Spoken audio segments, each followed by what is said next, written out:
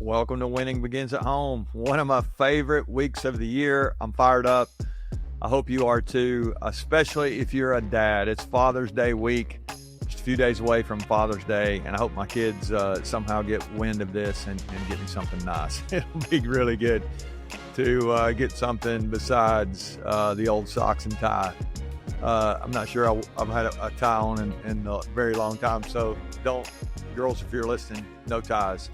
So I want us to focus this week a little bit on some thoughts for dads. So if you're a dad, this is going to resonate with you, I believe, big time, maybe even a granddad, or if you're planning on being a dad. But I know some of you are not dads, and I want to ask you to filter what I talk about this week through the lens of investing in the next generation. I think this is a really important idea. And even if you're a mom or a wife or single, it doesn't really matter. The stuff we talk about this week, I think it really will transfer. It's going to apply specifically to dads, but I think you'll get some things out of this that you can use. I will say this, at the beginning of the week here, still time to get your copy of Winning Begins at Home. This is your Father's Day gift. I'm telling you, if you'll get this for the dad in your life, it'll really encourage them. I just sent out about 10 copies this morning to some guys and who are meeting together. And if you need some of those for a group of guys, you can get those anywhere you get your books. But audio versions also available. I want to remind you of that. So let's have some thoughts for dad. So I've got with me a baton, and I say a baton. If you're watching on YouTube, you can see this. It's like you would have in a track meet. I don't know if you've ever been to a track meet, but if you have, you've probably noticed that they have these batons when it comes time for the end of the meet. They have these relay races, or they happen all through the meet, but typically there's this big, last thing is the relay race, and the teams are all excited about it. And here's what I've noticed. I've actually coached a little track. I've been to, I can't tell you how many track meets I've been to. My kids have run track. They don't look very fast, but they were distance runners. But participated in a relay or two. A couple of them did. And here's what I've always noticed about these relay races is that the race is won or lost not by the fastest athletes. Typically, it's won by the team that understands the power of the exchange. Now, it's great to have fast runners, but if you drop the baton, in fact, I'll drop it here. That's a pretty bad sound if you're at a track meet. You don't want to hear this thing hit the track. It is awful. And yet, how many times do we really think about the power of transferring to our kids, if we're dads, our values, our purpose? Do they know what we're doing, why we're doing it?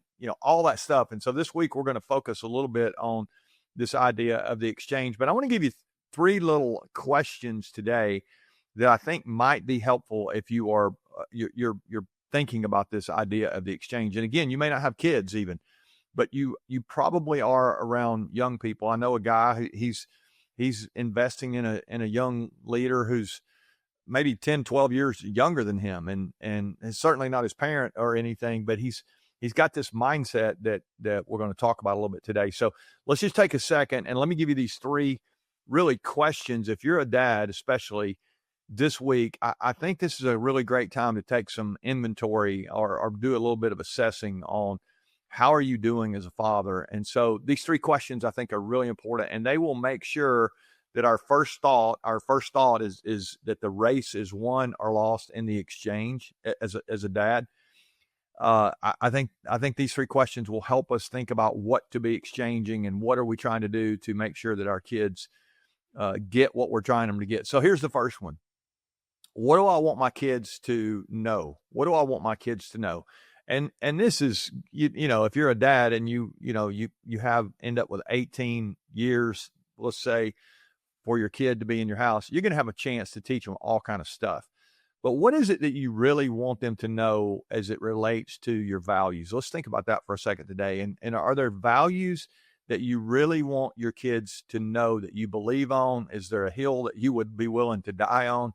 I mean, what is it that you stand for and you want your kids to know that? And I think if you can verbalize that, maybe even before you verbalize it, you might even just want to write it down and know exactly what you want your kids to know? And how do you treat people and all those things that you would want your kids to know about? I think when we list those out and we start thinking about how we would transfer, get that baton from our hands into their hands so they would know and maybe even would value some of the same things. I like that question. What do I want them to know? The second question is, what do I want them to do? What do I want them to do? And when I say what I want them to do, I'm not going to control their behavior. You're certainly, if you're a parent, you're not going to control their behavior. You're not supposed to, but you are supposed to teach them things. And when you teach them those things, I would want you to explain to them what it looks like if they're actually believing those things. It's one thing to say that I believe something, but if I don't behave like it's true, then I can't expect my kid to value it very much either if I don't. And so are there things in your life and in your leadership at home that you are saying are important, but you're not modeling those things, and you're not showing them what it looks like if you live that out? And so if you want them to do something, I'm rather than telling them what to do, I would say model for them the behavior that you would want them to follow. And so if you want them to be learners, then you got to be a learner. If you want them to be positive, you're going to want to be positive. If you want them to be courageous, I want to encourage you to show courage and not play it safe and be comfortable. And so there's if you want them to think others first, let's use that. We always talk about that, the idea of being a servant leader. Then you're going to need to model servant leadership for them. And if you're a dad, you're going to have an opportunity to sacrifice. I know my dad taught me about sacrifice. I shared this story before, but the way he taught me was kind of crazy. It was late 70s. I was playing Little League baseball, and I remember when the first aluminum bats came to our hometown, and my dad got me one for Christmas. And a few months later, I was going to be the oldest guy in our Little League. I was all excited about that because I thought I had this cheat code for gaming the system here. I was going to be hitting some home runs, and I was fired up about it because I was a little guy and I needed all the help I could get. And so I going into the season, I'm pretty excited. And that was the spring, when I look back on it, that was the spring that my dad taught me how to bunt. And if you don't know anything about baseball, bunting is where you basically just make an out on purpose so the guys on base can move up and get closer to scoring.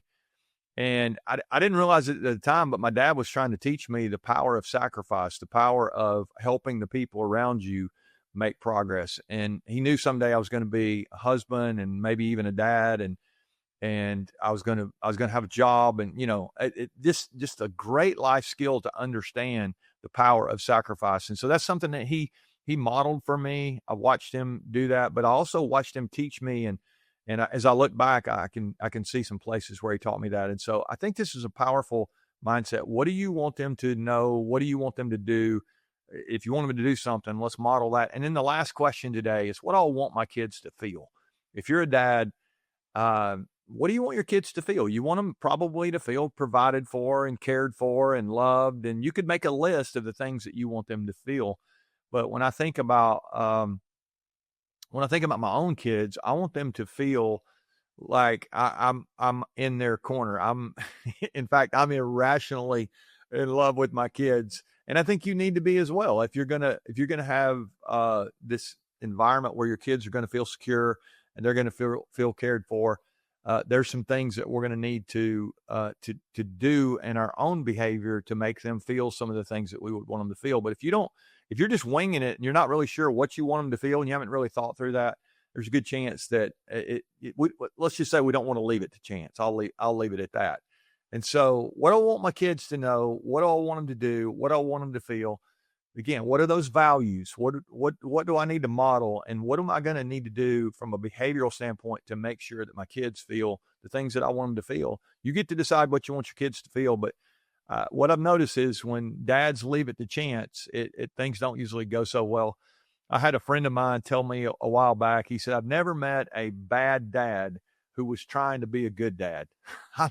I love that. I think that's true. I mean, how many dads are trying to be a good dad and yet they just end up being a mess of a dad? That usually doesn't happen. Usually the best dads are the ones who are trying to be a good dad. And so this week we're going to share some more thoughts with you, but I wanted to start with the baton here powerful idea to make sure that you get your whatever it is, your values, your philosophy, your love, all that stuff into the hands of the next generation. If you can do that, I think your kids are going to be set up for success, and I think you can feel good as a dad. All right. Happy Father's Day early. All week we're going to be talking to dads. I got some more thoughts for you.